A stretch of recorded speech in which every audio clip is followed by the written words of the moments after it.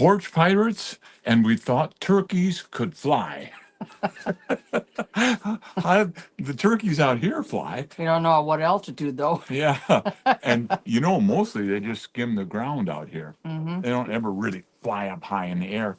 But I have seen them in the trees.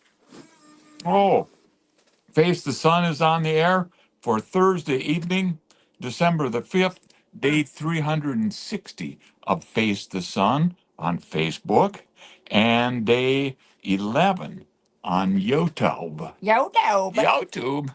Hello. And I got a little kind of a stylus thing. Mm-hmm. Was hoping to. Oh no!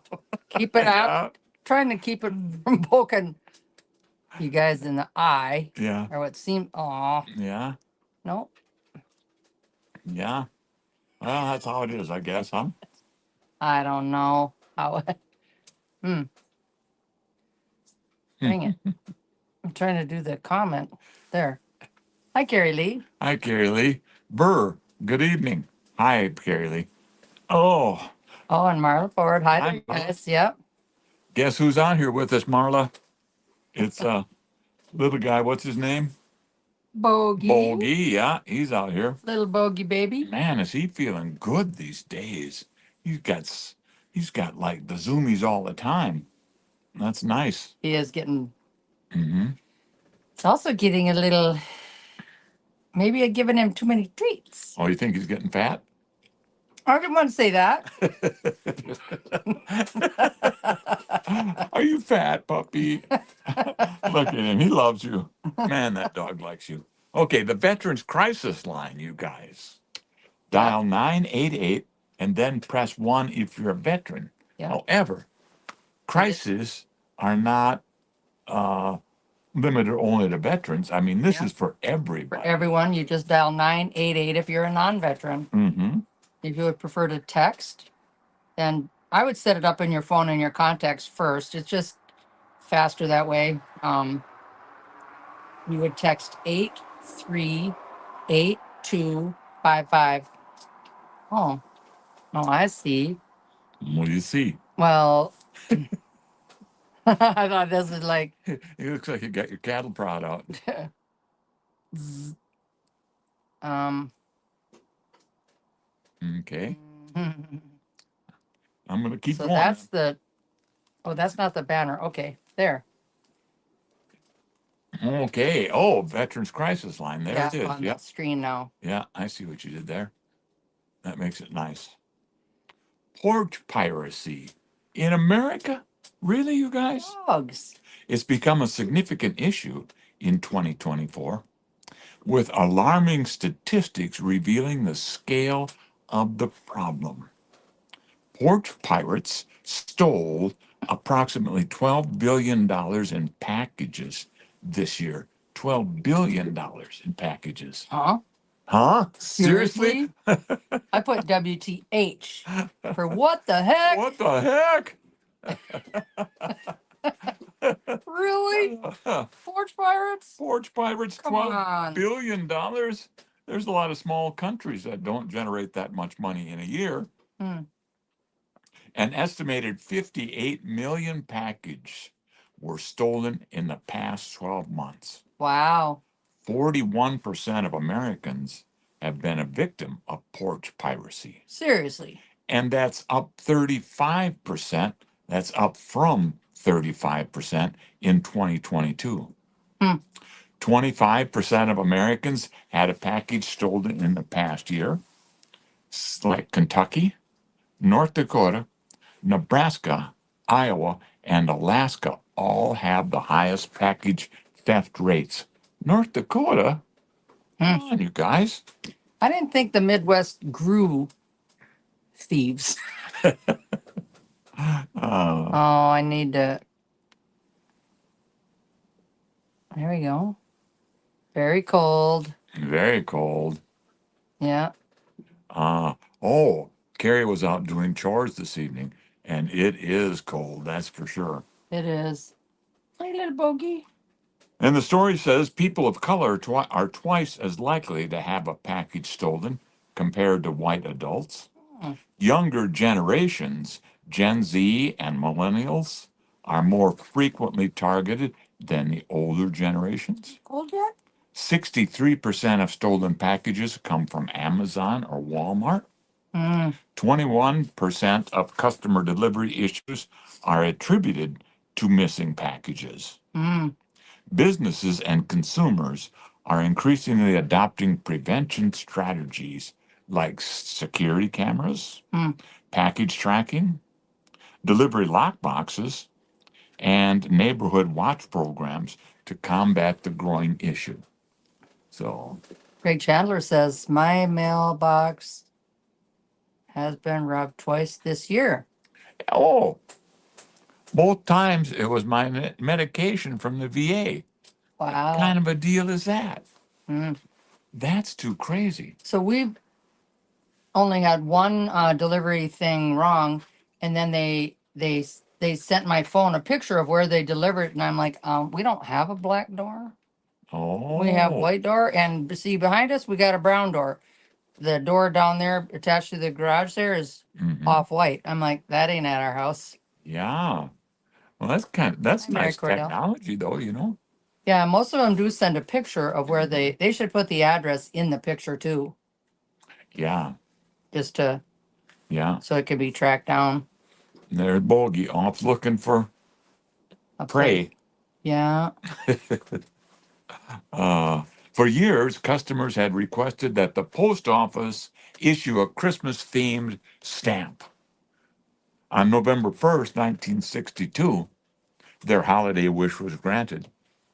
Designed by the postal artist Jim Crawford, the 4-cent stamp featured a simple drawing of a wreath accompanied by two lighted tapers. The design was not overly religious, which may have been a response to the controversy of issuing a Christmas stamp. He does not have a jacket on, but he has such thick fur, and I watch him. As soon as he starts shivering, I put him in. Yeah. The first few times he was out, he just took he maybe walked from here to that fence and then a little farther, and then he started like limping, and then he laid down, and I scooped him up right away and ran into the house. And he doesn't do that anymore, but I don't have a coat for him. And I think he needs booties. But he still doesn't really let us touch his feet, so I don't want to get bit either. Yeah, he'll nip at you. I don't think he'd ever bite you, but he gives you a warning. Well, he did bite the poor Yeah. vet tech cutting his toenails this last time. He's needed a muzzle on every time I've taken him to the vet so far. Bogey. Been to the vet 4 times since I owned him. Since we owned him. Yeah. Okay, let's talk about these stamps. Critics had argued that a religiously themed stamp muddies the line between church and state. After all, the post office department was an arm of the government at that time. There were legal actions to prohibit the stamps, but they were unsuccessful. The department ordered 500 million of the stamps, the most for any special issue at the time. The Bureau of Engraving and Printing had to pull out the stops to meet the demand. By the end of 1962, nearly 862 million had been sold. The stamp was so successful that the Christmas theme became a mainstay of stamp programs. Today, 2 Christmas stamp styles are generally issued each year, one with a contemporary design and the other with the traditional design. To me, he's just walking a little too far. Yeah. I don't want him to. You just wrinkle the bag, he'll come right back. In fact, he saw you open the door. Want to come back? Yeah, I'll just Hopefully, get him. it'd be fun to make him run back. It's fun to watch him run across the yard. Little short legs going 100 miles an hour. So, you know that tip jar, we talk about it every now and then. If you'd like, thank you to everyone who shared a virtual cup of coffee with us. It's like a tip jar, is what it is, and it supports the work we're doing, such as this whole new YouTube thing and what it takes to do that. So it means the world to us. And you go to buymeacoffee.com. Buymeacoffee.com/Jim Brenda K. Asap. And you should know we appreciate you. Here he comes. He's hustling now. He's eating something nasty. Oh, yeah. Bad dog. Now he's gonna go back there, oh, for Pete's sake. Oh, he's kind of like a little brat sometimes.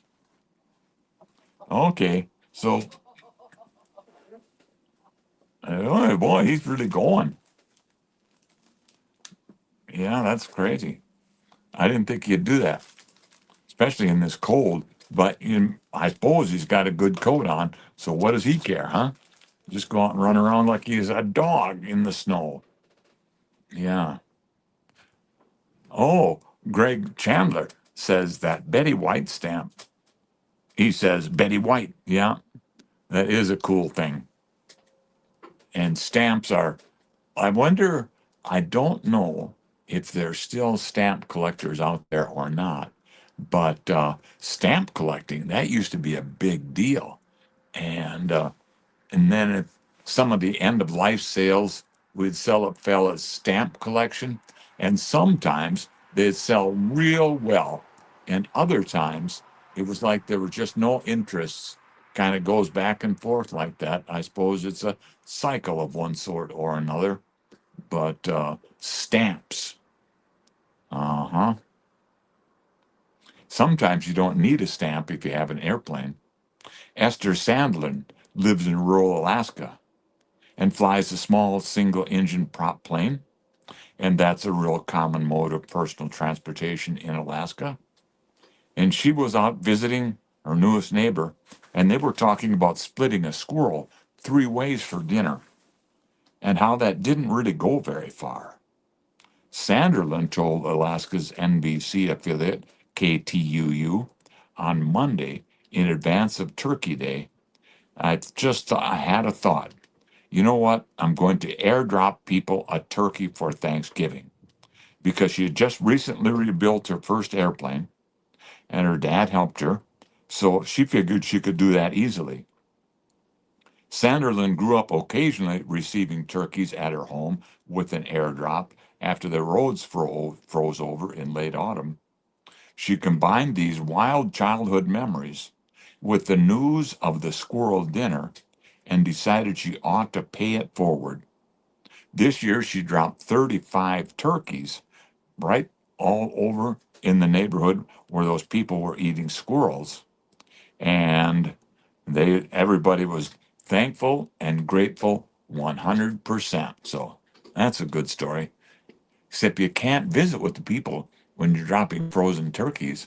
You don't want them crowding too crowded. You don't want the crowds gathering in one place. At turkey will get you all. Mm-hmm. Yeah, I'm with you. Practice non-exercise activity, something you can do in the winter. I wonder where Brenda went. She went to get the dog, and she's not back yet. And there's no predator wildlife around here. Oh, here they come. Down the other way. She's got him linked up. And he's still running, so he's doing good. So, how do you practice non-exercise activity? Thermogenesis, NEAT, non-exercise activity. They call it NEAT. Refers to the calories burned throughout daily activities other than structured exercise, such as walking while on a call, gardening, or even just fidgeting burns energy. Boosting NEAT can significantly increase calorie expenditure without requiring extra gym time. For example, take short walks, uh, take short walk breaks during your work, or opt for the stairs instead of the elevators. Holy smokes. And she gave you a pretty good workout, huh? We were just talking about non-traditional exercises, and you got yours in tonight, running around the house after the dog. All the way down to the shelter belt. Oh, yeah. almost up to the street. Oh, He was crazy. crazy. He did not want to. He did not want to come me to catch him. Yeah. It sounds like you were kind of running after him, too. Oh, Yeah. my lungs are messed up from COVID. Well, good job getting him back. Janelle Reals. And Tom Bush is there. Hi, Tom. Ray Chandler, Betty White. Commemorative stamp. Oh yeah, Yeah. I loved her. Yeah. Hi Tom Bush. Hi Janelle. Wow. I'll just finish his story and then we'll work on breathing, okay? Mm-hmm. Okay, with that NEAT program, take short walking breaks during work or opt out for the stairs instead of elevators. This might sound trivial, but studies show that reducing the size of your plate and bowls can help you eat less without feeling depraved. That never worked for me. Never worked for me. It's not depraved, it's deprived. Deprived. Well, he's never ran away from me before. He always runs to me. Mm-hmm. But he was chewing on something. I think he got a piece of poo over there. And Well, you know what? ugh. I cleaned the lawnmower over there, Mm. and there were some big chunks that came off. Oh, so maybe he was eating a big chunk of grass. Big chunk of grass, Oh, which is about the same thing as poo, but only wild. not. But and he's pretty blind and he's hard of hearing. And you feel bad for him. Wow. But he Yeah. does, if I crinkle the treat bag, I should just have a bag to crinkle. Yeah. Hmm. Yeah. So Wild. using those small bowls and small plates and small portions, Hmm. the brain perceives a full plate as satisfying, even if the portion size is smaller, making it a subtle but effective way to cut calories. Yeah, I know they've been promoting that for 100 years. I never took to it. Hydration is crucial, but That, yeah. warm beverages like herbal teas or broths can help suppress appetite and boost metabolism. Additionally, drinking a glass of water 30 minutes before meals can reduce overall calorie intake by promoting a sense of fullness. Hey, hi, Amanda. Wendland. Wendland Yeah. from Grandma's house. Yay, look at you. Oh, Amanda, good for you. Yeah. Yeah. Welcome to Face the Sun or Face the Snow. Yeah. Face the snow. Yeah. Facing the 30 degrees. How cold is it? It's 3 or 15. it was 3 when we started. When we started this morning, I remember there being a 3 in there somewhere. Yeah. I lost my phone. Perfect. Perfect. Perfect. Hmm. We don't need a phone. And there's no weather up above on this thing. Hmm. Oh, there goes the school bus. Now we know what time it is. Uh, Everybody knows the main character of Peanuts. The comic strip wouldn't be the same without Bossy Lucy or good old Charlie Brown. They make the comic strip better and brighter and bring childlike wonder to the whole thing. Unfortunately, other characters come and go. They fade into the background. Many characters seem to disappear altogether during the popular 50-year run. Some characters' disappearances left fans wondering what became of their fan favorite. If they had just stuck around, Franklin probably would still be there. But Franklin made waves in the Peanut comic strips after a fan requested the insertion of a Black Peanuts character. Schultz happily complied, adding Franklin to the Peanuts cast. His first appearance was in 1968, and he would happily have remained in the series until 1999. He did. Including a black representation for black fans nationwide ultimately improved the series as a whole. The wish some fans had was that Franklin had been featured in more of the comic strips. Yeah. So, John Ellerbrecht Hi, guys. I hope you guys are having a great day. We're having a great day. We are. Thanks, John. Hi, Lynn Winker Hi, Lynn. from Browns Valley. Oh, Now I want to go back to this Amanda. Have all you guys been into Grandma's house there on Highway 212? yeah. Pretty close to the Hy-Vee liquor part, right? And Amanda, I like the videos you put up on your website. On Get the- Facebook. Oh, is Yeah. that Facebook? Yeah. That is nice. It's like being in the store. Yeah, and I love the ceilings in your store. Holy smoke. And the Yeah. floors, but the ceilings are also, and then all the stuff in there is also great. But man, you guys got to go into Grandma's house. It's really impressive.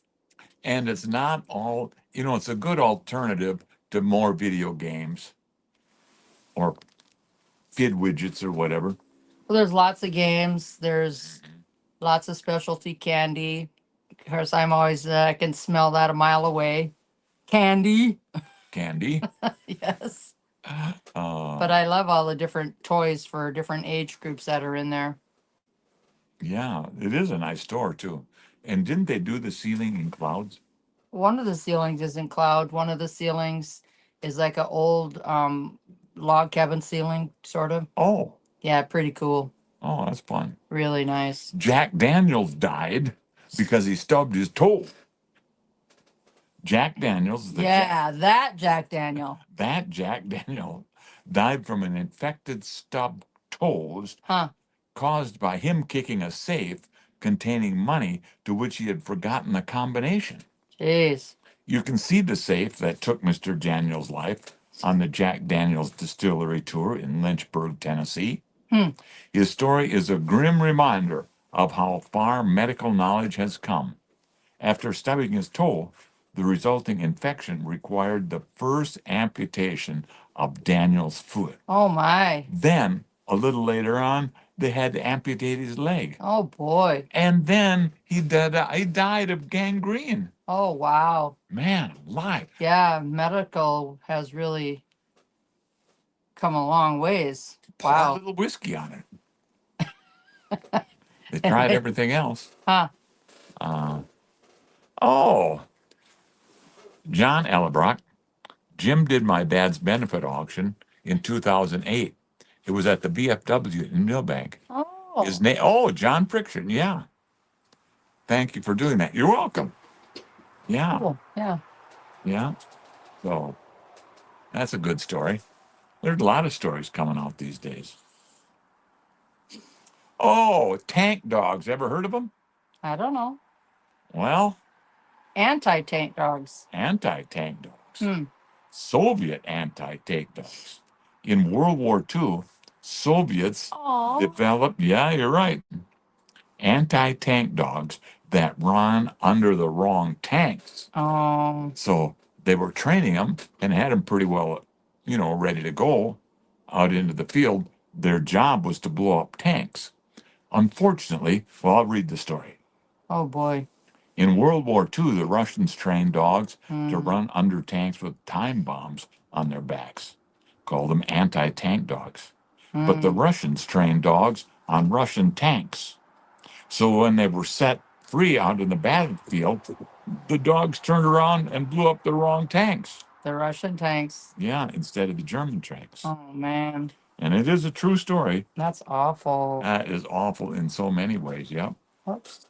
The dogs circled around to the diesel-fueled Soviet tanks because they were used to that smell and the sound of those tanks. I don't want to read anymore. That's enough of that story. That was awful. Yeah, that was awful. Gee. Yeah. Well, you can't judge a book by its cover. That's another turn of phrase. The story's worth lies beyond the binding. I can't read any of it. Yeah, get it. Oh, the story's worth lies beyond the binding. Mm-hmm. Then an original phrase is when one door closes, another one opens. Where'd you get that one? It's the second one. Here's the second one. Oh, it's the third one. The font is too tiny for me. The rolling stone gathers no moss. So the turn phrase is keep moving and the weeds won't catch you. So here's another one. When one door closes, another opens. And the turn phrase is a shut door is just a nudge towards the next opportunity. Every cloud has a silver lining. Hmm. We've seen that a lot here. Even the storm carries streaks of light. Yeah.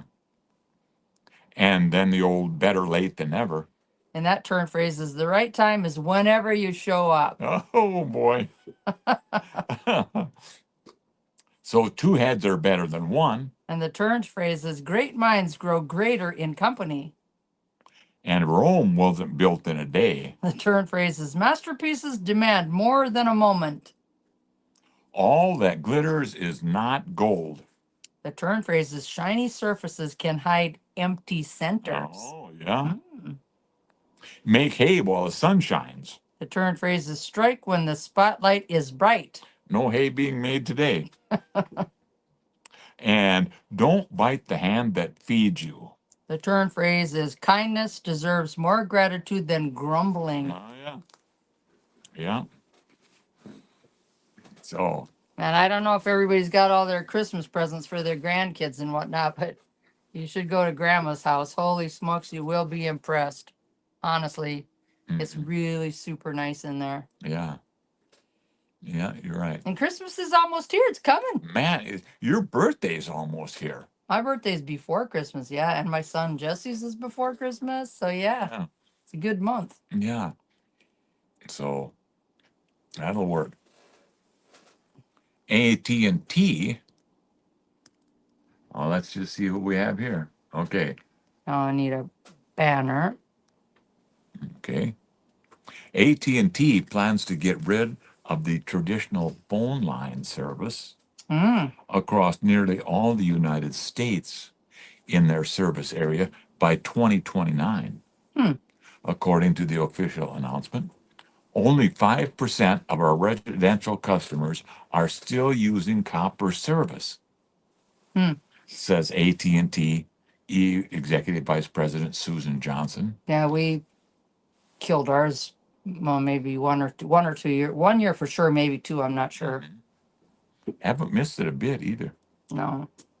And Susan says phasing out copper-based phone networks also promises to reduce the company's maintenance costs by 35% while reducing its electricity use. The copper network is very inefficient, she added. We're seeing declining reliability with storms and increased copper theft. Copper simply does not do well with water and flooding, and repairs are very labor intensive. And unlike fiber, copper is a energy hog. However, AT&T cautioned that retiring the copper networks is dependent on regulation and contract obligations, but they're working at it.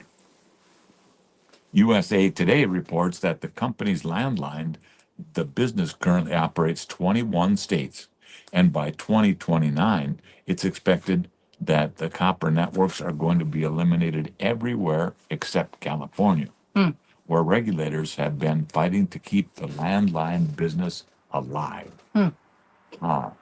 I thought, I didn't know if it was the right thing to do. I kind of wondered about that when we did it. What? Landlines. But It wasn't necessary as a real estate firm. It was when we first became a real estate firm that you had to have a landline. And then somewhere along the line, and the gal that I called it at the real estate commission in Pierre, she said you've never had to have one since she's been there, but she's just been there 5 years. Oh, So oh, yeah, because we use our cell phone yeah, for everything yeah. all the time. Who invented fractions? Henry IV. I want to say it almost with a who invented fractions? I want to say it more like that. Okay, let's go. You're up. Who invented fractions? Henry IV. Oh, it's a joke. It's a joke. Okay. Help feed a puppy. Buy a cup of coffee, like a tip jar. We are puppies. We're Who your put that up puppies. there? I did, huh? Oh, you did. I'm trying to update our banners every day because I don't know what's more catchy or whatever. Help feed a puppy. We're puppies. How did Louis the 15th feel after completing the Palace of Versailles? Baroque. Baroque. Baroque. Hmm. Mm-hmm. And what do Alexander the Great, Kermit the Frog, and Smokey the Bear have in common? Hmm. They all have the same middle name. The? Duh. Oh, boy. Oh, that's good, you guys. And it's not that cold out here. Well, my fingers are cold. I was My trying fingers to are cold, yeah. keep up with that little pen, but it doesn't work either. I wonder if I turn the whole thing upside down. Oh, Hmm. and that put those controls so you didn't have to reach into the face. I'm guessing. I don't know. I So, hope so. hmm, Yeah, we should try that. I'll try that. Okay. Well, thanks for being there. That was fun. And if you guys would consider helping feed a puppy, and Jim and I are puppies, buy us a cup of coffee. It is like a virtual tip jar. Yeah. And I do have that link pinned to the top of our Facebook. And I page. saw a list of people. I don't know how we'll ever, we can't get it up right now, but it showed us the list of people who have put money in that jar. Yeah. That's kind of fun. Thank you to everybody. I don't have your names or whatever in front of me here, but Yeah. thank you very much for doing that. Yeah. It's very kind of you. We appreciate it. That just allows us to grow. Yeah. So see you tomorrow morning. Whoa, Yeah. Yeah, I'd tell you the time, but I don't have my phone with me. Dang it. He doesn't have his phone. Dang it. Where's my phone? Good night, kids. All right.